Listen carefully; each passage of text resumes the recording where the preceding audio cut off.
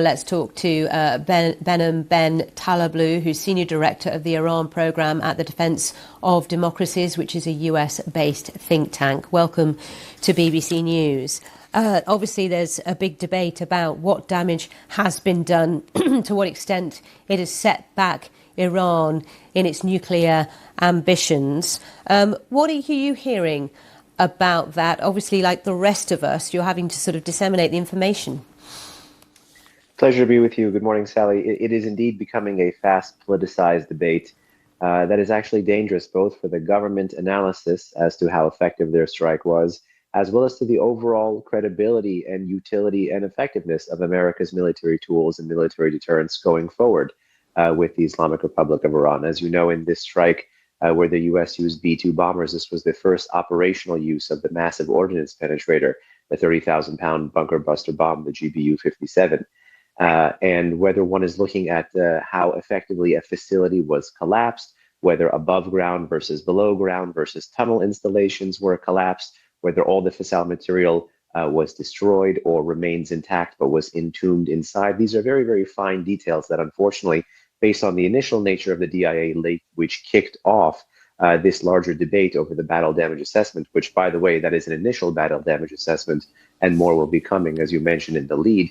Everyone, depending on whether they're proponents of sanctions or skeptics of sanctions or defenders of the old nuclear deal or detractors of the old nuclear deal, are kind of aligning and misaligning and taking their favorite piece of, quote unquote, the intelligence and running with it. And what are you hearing about what is going on in Iran now, post what President Trump calls the 12-day war? Well, certainly the Islamic Republic of Iran is taking a victory lap here. I think they know deep down that they lost all of the battles in this quote-unquote 12-day war. They were outperformed by Tier 1 military in the region, the Israelis, and outperformed by Tier 1 military outside of the region, which is the United States of America. There was no doubt there. But looking at the way the Iranians have been talking about this conflict, the fact that they're still standing, the fact that there's still outsized concerns about potential diverted or squirreled away highly enriched uranium, the fact that Iran's escalation options now include not widening the nuclear program, but diminishing the access and the footprint and the verification and monitoring controls that come with the International Atomic Energy Agency mission. I think the picture Tehran is trying to paint to its own public is that they quote unquote won. But abroad, they're trying to paint the picture of a wounded lion or a wounded animal that is essentially down, but not out, and has still a bit of lethality left in it.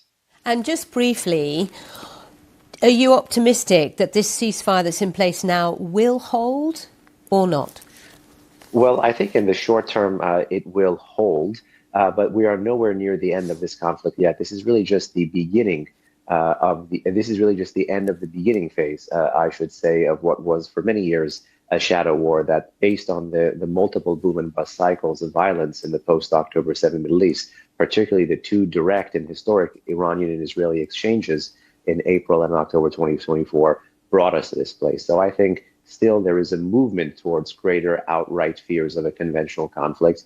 And the X factor really here is, what does Israel do vis-a-vis America, and what does the Iranians do vis-a-vis America? Okay. Well, Behnam Ben Taleblu, thank you for joining us to give us your take on some of these latest developments.